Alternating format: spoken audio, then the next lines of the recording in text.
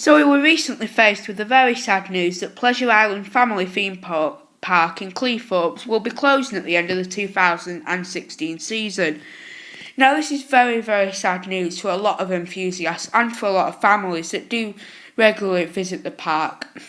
As it said, it is a family theme park and they do focus mainly on the families, but they do have 7 white knuckle rides as they call them, the thrill rides. They have a good S&S shot tower, a good Enterprise where you actually lie down, a Vekoma boomerang, and a nice ride called the Hydromax too. So a good selection of rides. You have some others as well, but they're just some highlights from what I've seen. Now, to be honest, why I think this park is closing is, to be honest, obviously with the lack of visitors. I think probably this was the case since it went out of the Flamingo land ownership. It always has just been a smaller park, and I think if I had to name one amusement park / theme park that has taken them out of business, it will be a theme park called Fantasy Island just down the road, because they have the 3rd tallest roller coaster in the UK there. The Millennium, obviously the Odyssey as I just mentioned, and some other good rides too that do unfortunately beat some of theirs. So I think that's probably why people do go there. Now, you see, you could have really been able to tell that this place was going to close soon, as the theme park does always close between 4 o'clock and 5 o'clock every single day, which that isn't great, to be honest. I mean, I moan about a lot of theme parks opening times, but I mean, at least say like Water Valley, at least they will open till 6 during the summer. I mean, the averages for Pleasure Island are 4:30, 5 o'clock during the summer, which isn't great by any stretch of the imagination. I mean, they had a nice farm there. And it just looked like a really good place. They had a ride very similar to the Bubbleworks at Chessington as well, which, to be honest, it's sad to see that 2 of them rides are both closing very near to each other. I hope that Tommy Tinkerboo's Sweet Adventure does actually get relocated, because it is obviously a ride for the younger kids, but apparently it is a very popular one, so it would be a shame if that did go for good. They also have a good ghost train apparently called the Shrieksville. Apparently really scary for the family market that it's aimed at.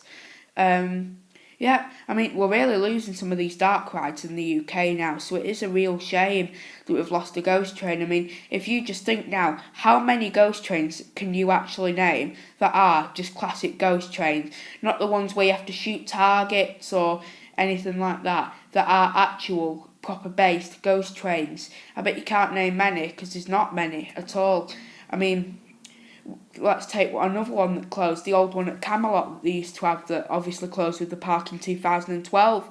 I mean, that was also a great shame. So it seems that a lot of these ghost trains are also being knocked down.